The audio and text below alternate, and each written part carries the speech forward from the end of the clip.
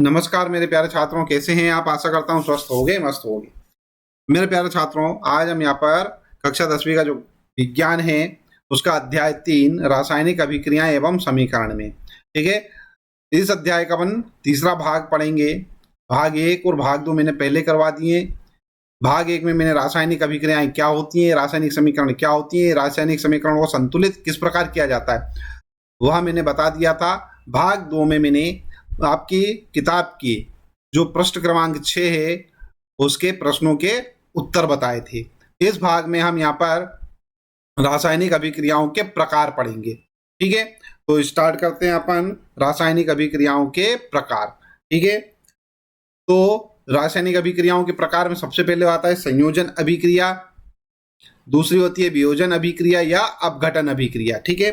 वियोजन अभिक्रिया या अपघटन अभिक्रिया जो होती है, ठीक है, उसको हम 3 भागों में पुनः बांट सकते हैं। नंबर 1 उष्मीय वियोजन, नंबर 2 विद्युत वियोजन, नंबर 3 प्रकाशीय वियोजन, ठीक है। इसके बाद हम देखते हैं विस्थापन अभिक्रिया, द्विविस्थापन अभिक्रिया, उपचयन एवं अपचयन अभिक्रिया, ठीक है। ये सारी अभिक्रियाएं जो हैं हम एक एक करके यहाँ पर पढ़ेंगे, ठीक है। सबसे पहले हम यहाँ पर पढ़ेंगे संयोजन अभिक्रिया, ठीक है। संयोजन से आपको शब्द से पता चलता है कि इसमें संयोजन हो रहा होगा, अर्थात संयोग हो रहा होगा, अर्थात जुड़ रहे होंगे, ठीक है। तो ध्यान दीजिएगा, एक ऐसी अभिक्रिया जिसमें 2 या 2 से अधिक अभिकारक मिलकर एकल उत्पाद का निर्माण करते हैं उसे संयोजन अभिक्रिया कहते हैं, ठीक है। तो क्या हो रहा है इसमें, मैंने बताया ही था आपको कि क्या होगा, इसमें कोई अभिकारक जुड़ेंगे और जुड़ने के बाद क्या करेंगे, नया अभिकारक बना लेंगे, कोई नया उत्पाद बना लेंगे, ठीक है। तो कोई 2 या 2 से अधिक अभिकारक क्या करते हैं, जुड़ते हैं, मिलकर एकल उत्पाद का निर्माण करते हैं, ठीक है। उदाहरण हम देख लेते हैं, कैल्शियम ऑक्साइड, ठीक है। कैल्शियम ऑक्साइड जल के साथ तीव्रता से अभिक्रिया करके बुझे हुए चूने अर्थात कैल्शियम हाइड्रोक्साइड का निर्माण करके अधिक मात्रा में ऊष्मा क्या करता है, उत्पन्न करता है, ठीक है। ये इस प्रकार से देखो, ये हमारे पास कैल्शियम ऑक्साइड, ठीक है, सॉलिड स्टेट में है ना। इसका क्या कर रहे हैं अपन, जल के साथ क्रिया करवा रहे हैं, ठीक है। जल के साथ क्रिया करवाते हैं तो हमको क्या मिलता है, कैल्शियम हाइड्रोक्साइड मिलता है। और कौन से फॉर्म में मिलता है ये, ध्यान दो बच्चों, ये हमारे को बुझा हुआ चूना, इसको हम बोलते हैं बुझा हुआ चूना, ठीक है। और ये ऊष्मा, इस बुझे हुए चूने का उपयोग कहाँ करते हैं अपन, दीवारों को रंगाई में करते हैं, है ना। देखो ये हमारे पास हो गया CaO, ठीक है, बिना बुझा हुआ चूना, और ये बुझा हुआ चूना, ठीक है। बुझे हुए चूने का उपयोग अपन क्या करते हैं, दीवारों को रंगने में करते हैं। बहुत सारे लोग करते हैं ना, चूना पोतते हैं अपनी दीवारों पर, ठीक है, पुताई अपने दिवाली के समय, ठीक है, वही चूना होता है ये। यहाँ पे लिखा हुआ भी है, बुझा हुआ चूने का उपयोग सफेदी के लिए, दीवारों को सफेद रंगने के लिए किया जाता है, ठीक है। संयोजन अभिक्रिया के अन्य उदाहरण भी यहाँ पर अपन देख लेंगे। उदाहरण कोयले का दहन, देखो बच्चों, कोयले का जो दहन है वह भी क्या है, संयोजन अभिक्रिया का एक उदाहरण है। इसमें क्या करा जाता है, कार्बन को ऑक्सीजन की उपस्थिति में दहन किया जाता है, जलाया जाता है, तो हमको क्या मिलता है बच्चों, CO2 गैस मिलती है, ठीक है। उदाहरण 3 जल का निर्माण, जल का निर्माण भी इसी क्रिया के संयोजन अभिक्रिया में ही होता है, ठीक है। हाइड्रोजन के अणुओं का संयोग ऑक्सीजन के साथ कराया जाता है तो H2O प्राप्त होता है, अर्थात जल मिलता है। यहाँ बच्चों थोड़ा सा ध्यान देने वाली बात है कि ऊष्माक्षेपी अभिक्रिया, अब ये ऊष्माक्षेपी अभिक्रिया क्या होती है, यहाँ पर देखो बच्चों, आपने ध्यान दिया होगा कि इसमें ऊष्मा का क्या हो रहा है, निर्माण हो रहा है, ठीक है। इसमें ऊष्मा भी क्या हो रही है, साथ ही साथ में निर्माण हो रही है, ठीक है। उत्पाद के साथ में ऊष्मा भी निकल रही है, ठीक है। तो ऐसी अभिक्रियाएं, ठीक है, जिन अभिक्रियाओं में उत्पाद के निर्माण के साथ साथ ऊष्मा भी उत्पन्न होती है, उन्हें ऊष्माक्षेपी रासायनिक अभिक्रिया कहते हैं, ठीक है। तो प्रश्न आ सकता है आपको परीक्षाओं में, ऊष्माक्षेपी और ऊष्माशोषी अभिक्रियाएं। तो देखो बच्चों, ऊष्माक्षेपी अभिक्रिया तो मैंने बता दी, यहाँ पर क्या होगा, इसमें जो भी उत्पाद बनेगा उसके साथ में यहाँ पर क्या होगी, ऊष्मा भी उत्पन्न होगी, ठीक है। और उष्मा शोषी में क्या होगा, उष्मा शोषी में उष्मा देना पड़ेगी, ठीक है, तब हमारे को उत्पाद प्राप्त होंगे। अगला नंबर देख लेते हैं अपन, वियोजन अभिक्रिया। अब जैसा इसमें नाम ही से स्पष्ट होता है, वियोजन मतलब टूटना, वियोजन करना, तोड़ना, ठीक है ना। तो यहाँ पे क्या होगा, एक ऐसी अभिक्रिया जिसमें एकल पदार्थ या अभिकारक टूटकर छोटे छोटे उत्पादों का निर्माण करता है, उसे वियोजन अभिक्रिया कहते हैं, ठीक है। उदाहरण के लिए हमारे पास है पोटेशियम क्लोरेट, ठीक है, ये जब टूटेगा तो क्या बनाएगा पोटेशियम क्लोराइड बनाएगा, ठीक है, और ऑक्सीजन क्या हो जाएगी, मुक्त हो जाएगी, ठीक है, ये ऑक्सीजन, करेक्ट है। यहाँ पर बच्चों ये वाली तो बात आपको समझ में आ गई, वियोजन अभिक्रिया, ठीक है। अब ये वियोजन अभिक्रिया के हम क्या करेंगे, प्रकार देखेंगे, ठीक है। तो वियोजन अभिक्रिया जो होती है वो तो आपको अच्छे से मालूम ही है, ठीक है, कि वियोजन अभिक्रिया में क्या होता है कि एकल उत्पाद जो है वो एकल अभिकारक अर्थात एक अभिकारक जो है वो छोटे छोटे दो या दो से अधिक उत्पादों में क्या होता है, वो टूट जाता है, ठीक है। तो अब इसमें देखेंगे अपन वियोजन अभिक्रिया के प्रकार। उष्मीय वियोजन सबसे पहले आता है, उष्मीय वियोजन। उष्मीय वियोजन में क्या होगा, इस प्रकार की अभिक्रिया में उष्मा के प्रभाव से एकल अभिकारक टूटकर दो या अधिक उत्पादों का निर्माण करता है, ठीक है। उदाहरण देख लेते हैं अपन।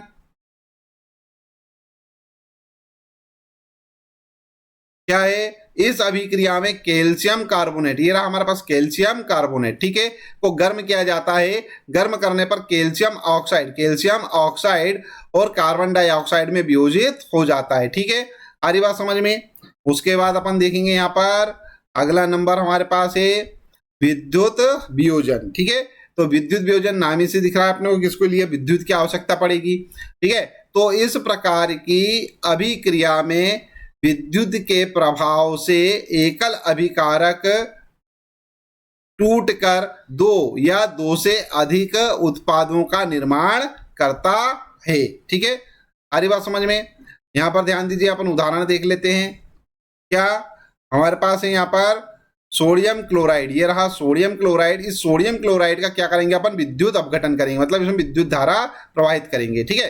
तो विद्युत अपघटन करने पर क्या होगा, सोडियम आयन में परिवर्तित हो जाएगा वो, ठीक है, और क्लोराइड आयन क्या होंगे, वियोजित हो जाएंगे। मतलब इनमें क्या होगा, सोडियम आयन और क्लोराइड आयन में ये क्या होगा, विघटित हो जाएगा, टूट जाएगा, ठीक है।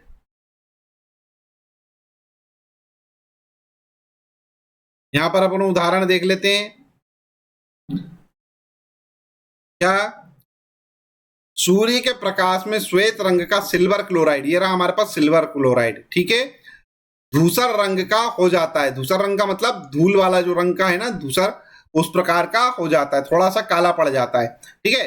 तो ये हमारे पास है, ठीक है। और प्रकाश की उपस्थिति में सिल्वर क्लोराइड का सिल्वर तथा क्लोरीन में वियोजन हो जाता है, ठीक है। तो ये हमारे पास ये सिल्वर क्लोराइड सूर्य के प्रकाश में रखा इसको, ठीक है, क्या हो जाएगा, सिल्वर और क्लोरीन में क्या हो जाएगा, वियोजित हो जाता है, अर्थात टूट जाता है, ठीक है। चलिए बच्चों, यहाँ पर एक और उदाहरण अपन देख लेते हैं। सिल्वर ब्रोमाइड भी इसी प्रकार की अभिक्रिया करता है, ठीक है। इसमें क्या होता है कि सिल्वर ब्रोमाइड जो है उसको सूर्य के प्रकाश में रख दिया जाता है, ठीक है। तो क्या होगा, सिल्वर और ब्रोमीन में टूट जाता है, ठीक है। सिल्वर हमारे पास ठोस अवस्था में होगा, ब्रोमीन क्या होगी, गैस, करेक्ट है। तो ये जो हमारे पास अभिक्रिया आई है, इस अभिक्रिया का उपयोग श्वेत श्याम फोटोग्राफी में किया जाता है, ठीक है। यहाँ बच्चों थोड़ा सा ध्यान दीजिएगा, अभी अपन ने यहाँ पर जो भी देखा है इसमें क्या हो रहा है, उष्मा की आवश्यकता पड़ रही है, ठीक है। सूर्य का प्रकाश देना पड़ रहा है या दहन करना पड़ रहा है, तब जाके वो क्या हो रहा है, उत्पादों में टूट रहा है। तो ऐसी अभिक्रियाओं को जिसमें उष्मा देना पड़ती हो वे सारी अभिक्रियाएं उष्मा शोषी अभिक्रियाएं कहलाती हैं, ठीक है। तो हमने देखा कि वियोजन अभिक्रिया में अभिकारकों को तोड़ने के लिए उष्मा, प्रकाश या विद्युत ऊर्जा की आवश्यकता होती है। जिन अभिक्रियाओं में ऊर्जा अवशोषित होती है उन्हें उष्मा शोषी अभिक्रिया कहते हैं, ठीक है। सारी बात समझ में। उष्मा का अवशोषण होना या उष्मा अवशोषित होना या क्या होना, उष्मा देना। ठीक है, उष्मा के प्रभाव से क्या होगा, वो नए उत्पाद बनाएगी। उसके बाद बच्चों यहाँ पर देखेंगे अपन विस्थापन अभिक्रिया। विस्थापन अभिक्रिया क्या है हमारे पास, इस प्रकार की अभिक्रिया में एक तत्व दूसरे तत्व को उसके यौगिक से विस्थापित कर देता है, जिससे एक नया यौगिक बनता है। इस क्रिया को एकल विस्थापन अभिक्रिया कहते हैं। यहाँ पर बच्चों थोड़ा ध्यान दीजिएगा, बहुत अच्छा सा है। क्या बोल रहा है, एक तत्व, ठीक है, दूसरे तत्व को उसके यौगिक से विस्थापित कर देता है। ठीक है, यहाँ पर अपन देखते हैं एग्जाम्पल। देखो उदाहरण के लिए, उदाहरण अपन ने लिया यहाँ पर जिंक, ठीक है, सॉलिड है, कॉपर सल्फेट, ठीक है, ये क्या है, जलीय विलयन है। जिंक सल्फेट अर्थात एक ही जलीय विलयन में बन जाता है और ये कॉपर हमारे पास अलग बच जाता है। तो ध्यान दो, क्या बोल रहा है, एक तत्व, मतलब क्या हो गया यहाँ पर जिंक, दूसरे तत्व के, तो ये हमारे पास क्या है, दूसरा तत्व SO4 सल्फेट, ठीक है, इससे क्या कर लेता है, उससे क्रिया करेगा और एक यौगिक बना लेगा। कौन सा यौगिक बना, जिंक सल्फेट। ये यौगिक है ना बच्चों, जब दो तत्व मिल जाते हैं तो क्या बनता है, एक यौगिक बन जाता है। तो यहाँ पर एक तत्व है जिंक और वो सल्फेट से क्रिया कर रहा है, सल्फेट के साथ जुड़ रहा है, क्या बना रहा है, जिंक सल्फेट बना रहा है। ठीक है, तो ये इस प्रकार से क्या हो गया, एक नया यौगिक बना लेता है। इस प्रकार की क्रिया को क्या कहा जाता है, विस्थापन क्रिया कहा जाता है। ठीक है, आ रही बात समझ में, कोई कठिन वाला काम है नहीं यहाँ पर। तो इस अभिक्रिया में जो मैंने समझाई दिया है पहले से, जस्ता अर्थात जिंक, कॉपर सल्फेट, ये कॉपर सल्फेट है के विलयन से कॉपर, ठीक है, इन दोनों में से कोई विलयन है, विलयन में से किससे क्रिया करेगा, कॉपर से विस्थापित कर देता है, जिससे जिंक सल्फेट बन जाता है। ये जिंक सल्फेट बन गया, कॉपर को क्या कर दिया, इसने विस्थापित कर दिया, भगा दिया भैया, विस्थापित कर दिया मतलब हटा दिया, अपने स्थान से हटा दिया और उसके स्थान पे खुद जुड़ गया, है ना। ये देखो ना, जिंक ने यही तो करा, ये कॉपर को हटा दिया, विस्थापित कर दिया, भगा दिया और खुद जुड़ गया। ठीक है, जिंक सल्फेट बन गया। ठीक है, तो ऐसी अभिक्रियाएं जिसमें क्या करता हो, एक तत्व, ठीक है, किसी दूसरे तत्व को विस्थापित कर देता हो, है ना, और नया यौगिक बना लेता हो। ठीक है, ऐसी अभिक्रियाएं क्या कहलाती है, विस्थापन अभिक्रियाएं कहलाती हैं। द्विविस्थापन अभिक्रिया, अब इसमें दो तत्व क्या करेंगे, एक दूसरे को विस्थापित कर देंगे। ठीक है, तो इस प्रकार की अभिक्रिया में दो तत्वों के बीच के आयनों का आदान प्रदान होता है, जिससे दो नए यौगिक बनते हैं। ठीक है, उदाहरण के लिए यहां पर देखते हैं, सोडियम क्लोराइड और क्या है, सिल्वर नाइट्रेट, ठीक है, आपस में क्रिया करते हैं, क्या बना लेंगे, हमारे पास सोडियम नाइट्रेट बना लेते हैं और ये हमारे पास सिल्वर क्लोराइड बन जाता है। ठीक है, तो इस क्रिया में क्या करा, सोडियम क्लोराइड है NaCl, है ना, और सिल्वर नाइट्रेट, ठीक है, AgNO3, इनने क्या करा भैया, आपस में क्रिया करी, क्रिया करने के बाद क्या करा, सोडियम नाइट्रेट, ये सोडियम नाइट्रेट बन गया और सिल्वर क्लोराइड के दो नए यौगिक बनते हैं। ये देखो सिल्वर क्लोराइड हमारे पास बन गया। देखो बच्चों, इसमें हुआ क्या है, इसमें ये हुआ है कि ये जो हमारे पास क्लोरीन है, ठीक है, पहले अपन एक काम करते, Na की बात करते, ये जो Na है हमारे पास, सोडियम है, इसने नाइट्रेट से क्रिया करके क्या करी, सोडियम नाइट्रेट बना लिया। ठीक है, अर्थात इसने क्या करा, यहां पर से Ag को विस्थापित कर दिया। तो भैया Ag का भी दिमाग खराब हुआ, उसने क्या करा, उसने इस Cl से क्रिया कर ली, ठीक है, और AgCl बना लिया। करेक्ट है, मतलब इनने दोनों तत्व, इसमें दो तत्व हैं, दोनों ने एक दूसरे को क्या कर दिया, विस्थापित कर दिया, दोनों ने एक दूसरे को क्या कर दिया, विस्थापित कर दिया। ठीक है, इसलिए अपन इसको क्या बोलते हैं, द्विविस्थापन अभिक्रिया। ठीक है, तो इस अभिक्रिया में क्या होता है, इस अभिक्रिया में दो तत्वों के बीच के आयनों का आदान प्रदान होता है, जिससे दो नए यौगिक बनते हैं। ठीक है, ये अपने को याद रखना है। ठीक है, समझ में आ गया होगा। Na ने क्या करा, यहां पर से Ag को विस्थापित कर दिया और क्या बन गया, NaNO3 बन गया, है ना। ऐसे Ag ने भी क्या करा, Na को विस्थापित कर दिया और Cl बन के साथ जुड़ गया, तो ये AgCl बन गया। करेक्ट है। चलिए बच्चों, अगला नंबर है हमारे पास उपचयन एवं अपचयन अभिक्रिया। ठीक है, सबसे पहले अपन उपचयन अभिक्रिया देख लेंगे। ठीक है, तो उपचयन अभिक्रिया वह अभिक्रिया जिसमें पदार्थ में ऑक्सीजन परमाणु की वृद्धि होती है या हाइड्रोजन परमाणु का ह्रास होता है उपचयन अभिक्रिया कहलाती हैं। ठीक है, उदाहरण देख लेते हैं अपन। उदाहरण के लिए यहाँ पर देखो बच्चों C+O2, ठीक है, ये हमारे पास क्या है, कार्बन और ये ऑक्सीजन। क्या हो रहा है बच्चों, जब ये दोनों क्रिया करते हैं तो CO2 बन जाता है। ठीक है, तो ये जो O2 है मतलब ऑक्सीजन जो है, देखो यहाँ पर क्या बोल रहा है, ऑक्सीजन परमाणु की वृद्धि होती है किसमें पदार्थ में। तो ये कोई पदार्थ है, पदार्थ कौन, कार्बन।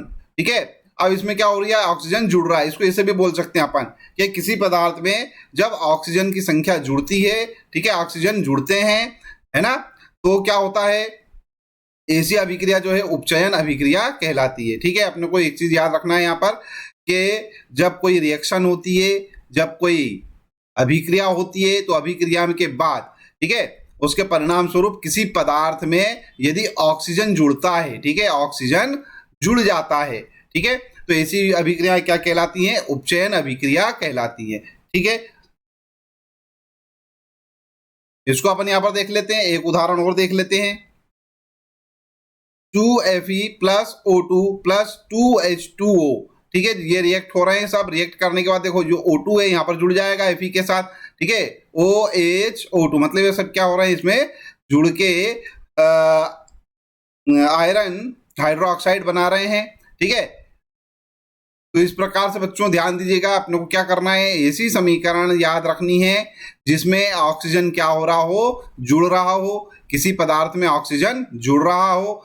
ठीक है, ऐसी अभिक्रियाएं जो है उपचयन अभिक्रियाएं कहलाती हैं। अपचयन अभिक्रिया देख लेते हैं।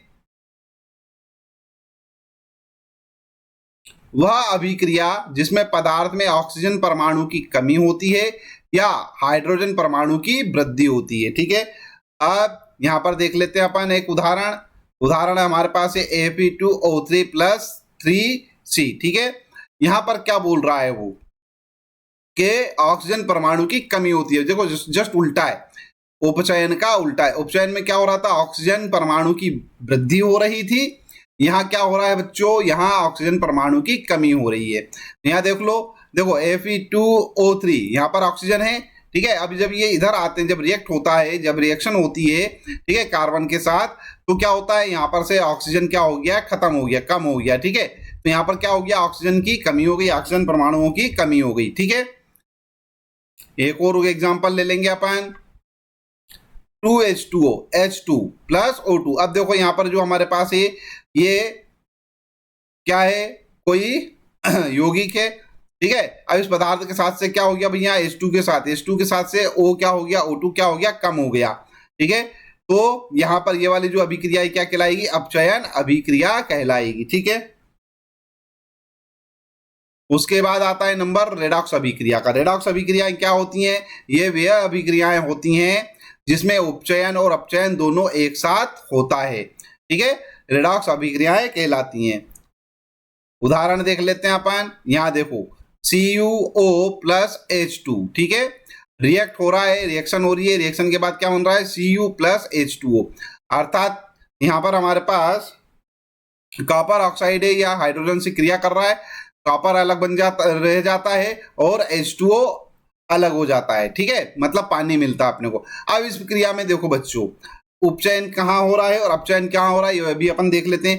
देखो यहाँ पर क्या हो रहा है बच्चों, मैंने क्या बोला आपको कि किसी पदार्थ में यदि ऑक्सीजन जुड़ जाए, ठीक है, ऑक्सीजन जुड़ जाए, तो ऐसी क्रिया क्या कहलाती है, उपचयन क्रिया कहलाती है। तो यहाँ देखो ये H2 है, इसमें ऑक्सीजन क्या हो गया, जुड़ गया। यहाँ पर ऑक्सीजन था क्या, यहाँ पर H2 के साथ में था क्या, ऑक्सीजन नहीं था। जब क्रिया हुई तो क्रिया होने के बाद H2 के साथ में क्या हुआ, ऑक्सीजन जुड़ गया। जिसके साथ ऑक्सीजन जुड़ जाता है तो ऐसी समीकरण क्या कहलाती हैं, उपचयन समीकरण, उपचयन अभिक्रियाएं कहलाती हैं। ठीक है, तो ये हो गई हमारे पास उपचयन। बात करेंगे अपचयन की। अपचयन क्या होता है, इसका उल्टा, अगर ऑक्सीजन जो है वो कम हो जाए, ठीक है, ऑक्सीजन जो है वो क्या हो जाए, कम हो जाए। तो यहाँ पर देखो ये Cu जो है, ठीक है, CuO, ठीक है, कॉपर ऑक्साइड में से ऑक्सीजन क्या हो गया, कम हो गया। यहाँ पर देखो कॉपर ही बचा केवल, है ना, यहाँ पर से क्या हो गया, कॉपर में से ऑक्सीजन चला गया। ठीक है, यहाँ पर क्या हो गया, ऑक्सीजन की कमी हो गई। जब ऑक्सीजन की कमी हो जाए तो वो क्या कहलाती है, अपचयन कहलाती है। तो यहाँ पर लगा देते हैं अपन, देखो ये अपचयन अभिक्रिया, करेक्ट है। आ रही बात समझ में। तो उपचयन क्या होता है, जब ऑक्सीजन बढ़ जाए तो उपचयन, जब ऑक्सीजन घट जाए तो अपचयन। ठीक है, ये अपने को अच्छे से मालूम है। तो इस क्रिया में क्या हो रहा है, दोनों काम एक साथ हो रहे हैं, उपचयन भी हो रहा है और अपचयन भी हो रहा है। ठीक है, इस प्रकार की अभिक्रियाओं को उपचयन अपचयन अभिक्रिया भी कहा जाता है। ठीक है, इस अभिक्रिया को क्या कहा जाता है, उपचयन और अपचयन अभिक्रिया भी कहा जाता है। ठीक है, और रेडॉक्स अभिक्रिया भी कहा जाता है। एक एग्जांपल और ले लेंगे बच्चों अपन, जिंक ऑक्साइड प्लस कार्बन। ठीक है, ये रिएक्ट हो रहा है, क्या बन रहा है, जिंक मिलता है अपने को प्लस CO मिलता है। ठीक है, कार्बन मोनोऑक्साइड मिल जाता है। करेक्ट है, यहां देख लेते हैं अपन, यहां देखो, यहां क्या हो रहा है, उपचयन हो रहा है। क्या हो रहा है भैया, उपचयन हो रहा है। क्यों, कार्बन में क्या हो गया, ऑक्सीजन जुड़ गया। मालूम है अपने को अच्छे से, ऑक्सीजन जुड़ जाए, ऑक्सीजन की वृद्धि हो जाए तो उपचयन, ऑक्सीजन की कमी हो जाए तो अपचयन। यहां पर देखो ऑक्सीजन की कमी हो गई, ठीक है, तो ये वाली जो क्रिया है अपचयन में हो गई, तो ये दोनों हो रहा है इसमें। ठीक है, अब बच्चों उपचयन जो है, ठीक है, वो हमारे दैनिक जीवन में बहुत सारे प्रभाव डालता है। ठीक है, तो उस हमारे कुछ प्रभाव देखने को मिलते हैं, है ना। तो उनमें से एक प्रभाव होता है संक्षारण। संक्षारण क्या होता है, अम्ल व आर्द्रता वायु में नमी के कारण वस्तुओं का संक्षारण होता है। ठीक है, संक्षारण अर्थात क्षय होना। संक्षारण मतलब क्षय होना या उसकी गुणवत्ता में कमी आ जाना। ठीक है, जैसे आपने देखा होगा बरसात में लोहे पर क्या होता है, जंग लग जाती है। ये जंग लगना ही क्या कहलाता है, धातु का संक्षारण कहलाता है। ठीक है, जिससे धातु क्या हो जाती है, कमजोर हो जाती है ना। लोहा जो है, लोहे पे जंग लगता है ना, जब लोहे पे जंग लगेगा तो लोहा क्या हो जाएगा, कमजोर हो जाएगा। ठीक है, यही कमजोर होना, ठीक है, जंग लगना क्या कहलाता है, उसका संक्षारण कहलाता है। जैसे लोहे पर जंग लगना, ये तो एक उदाहरण दे दिया मैंने। दूसरा है चांदी पर काली परत चढ़ना। आपने देखा होगा बहुत सारे समय चांदी पर क्या होता है, काली परत आ जाती है, चांदी काली हो जाती है। ठीक है, तांबे पर हरी परत चढ़ना। ठीक है, ये सब क्या है, धातुओं का संक्षारण हो रहा है। ठीक है, विकृत गंधिता। ठीक है, विकृत गंधिता, विकृत गंधिता क्या होता है, वसा युक्त अथवा तेलीय खाद्य सामग्री जब लंबे समय तक रखी रहती है तब उसका स्वाद व गंध क्या होने लगते हैं, खराब होने लगती है। ठीक है, स्वाद व गंध का बदलना ही क्या कहलाता है, विकृत गंधिता कहलाता है। ठीक है, उदाहरण देख लेते हैं अपन। देखो, खाद्य पदार्थों में उपचयन रोकने के या खराब होने से बचाने के लिए उपचयन रोकने वाले पदार्थ मिलाकर रखे जाते हैं। ठीक है, जैसे हमारे पास वायुरोधी बर्तनों का उपयोग किया जाता है। ठीक है, ताकि उपचयन की गति धीमी हो सके। चिप्स या नमकीन आदि बनाने वाले पैकेट में नाइट्रोजन भर देते हैं, जिससे खाद्य सामग्री जो है का उपचयन ना हो सके। ठीक है, तो देखो बच्चों, उपचयन के कारण क्या होता है, खाना जो है वो खराब हो जाता है। ठीक है, तो खाने को खराब होने से बचाने के लिए बहुत सारे उपाय किए जाते हैं। आपने देखा होगा कि बहुत सारे जो खाना आते हैं वो क्या आते हैं, एयर टाइट डब्बों में आते हैं। ठीक है, एयर टाइट डब्बों में आते हैं। हमारे घर पे भी अगर मान लो हम कुछ बनाते हैं, जैसे नमकीन वगैरह बनाया या और कुछ सामान अपन जब बनाते हैं तो हम क्या करते हैं, उनको एयर टाइट डब्बों में रख देते हैं। एयर टाइट डब्बों में रखने के कारण क्या होता है, कुछ ज़्यादा समय तक चल जाते हैं, मतलब ज़्यादा समय तक खराब नहीं होते। उसी प्रकार आपने देखा होगा बाजार में बिकने वाले जो चिप्स होते हैं, चिप्स के पैकेट में क्या करा जाता है, ऑक्सीजन को हटा दिया जाता है। ठीक है, क्यों, क्योंकि भैया ऑक्सीजन जो रहता है वो क्या करता है, ऑक्सीजन जो रहता है वो क्या करता है, उस खाद्य सामग्री के साथ क्रिया करके उसको क्या कर देता है, उपचयित कर देता है, उपचयित कर देता है, जिससे कि क्या होता है, वो खाना खराब होने लगता है। तो उस ऑक्सीजन को हटाकर उसमें नाइट्रोजन भर दी जाती है। ठीक है, आपने देखा होगा ना, बहुत सारे पैकेट्स देते हैं, अपन जहाँ जाते हैं वहाँ पे पैकेट्स खरीदते हैं चिप्स के, और बोलते हैं कि लो भैया 10 रुपए का हमने चिप्स का पैकेट खरीदा और उसमें 10 चिप्स भी नहीं निकली, पूरी पूरी हवा भरी हुई है। ये जो हवा रहती है ना, यही तो नाइट्रोजन रहती है, जो कि उन 10 चिप्स को, ठीक है, क्या करती है, संरक्षित करके रखती है, अर्थात उसको अच्छा बना के रखती है, उसको खराब नहीं होने देती है। ठीक है, तो आई होप मैंने अभी तक जितना भी आपको जो समझाया है वो आपको सभी को समझ में आ गया होगा। ठीक है, जब समझ में आ गया है तो इस वीडियो को लाइक कर दीजिए, चैनल सब्सक्राइब ना किया तो चैनल सब्सक्राइब कर लीजिए, साथ ही साथ में नोटिफिकेशन वाला जो बेल आइकन है उसको अवश्य ही प्रेस कर दीजिएगा। ठीक है, चलिए वीडियो देखने के लिए धन्यवाद। Thank you very much. इस वीडियो को अपने फ्रेंड्स के साथ जरूर शेयर कीजिए जो क्लास 10th में स्टडी कर रहा है।